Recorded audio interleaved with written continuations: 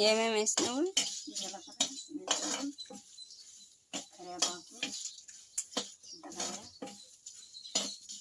మెంతులు, జీలకర్ర. రోజు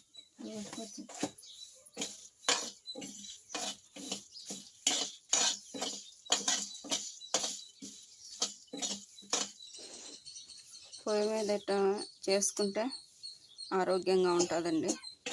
మాకు కొన్నప్పుడు అంతా పొయ్యి మీదనే చేసిస్తారు. నేను కూడా చేస్తాను, అంత ఓపికగా చేయలేను, గ్యాస్కి అలవాటు అయిపోయి. కోయట్కి వెళ్ళిన తర్వాత ఇంకా అసలే బద్ధకం, ఎప్పుడు గ్యాస్ మీద కట్టెలు ఉన్నా కూడా చేసుకోలేను. మాకు కొన్నప్పుడు ఏది చేయమని పొయ్యి మీద చాలా ఓపికగా కూర్చొని చేస్తారు. దగ్గు వస్తుందండి కరివేపాకు జల్లి వేసుకుంటే బాగుంటుంది. ఆయిల్ కూడా ఎక్కువ వేయదండి, కొంచెం ఆయిల్ వేసి అట్ట వేయించుతుంది. నూనె తినకూడదు అంటారు. టమాటాలు కూడా కట్ చేసి పెట్టుకుని కొత్తిమీర కరివేపాకు వేయించుకుందండి.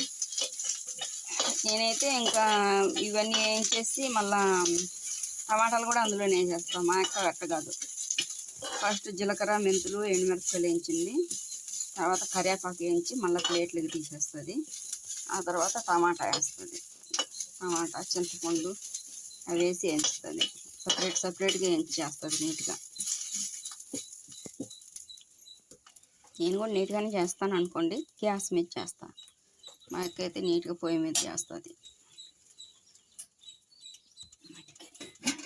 ఈరోజు మట్టికాయలు అదే గోరుచిక్కుడు తాలింపు కూడా చేస్తామండి.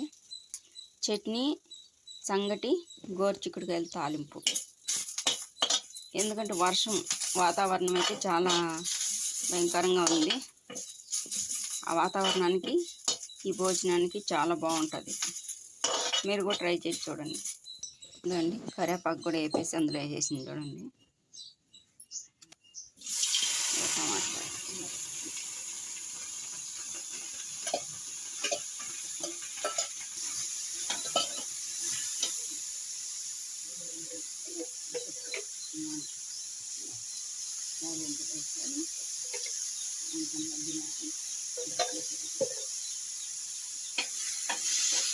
ఆయిల్ ఎక్కువ వాడదండి. ఎందుకు నీకు నూనె అంటే ఎక్కువ ఇష్టం లేదు?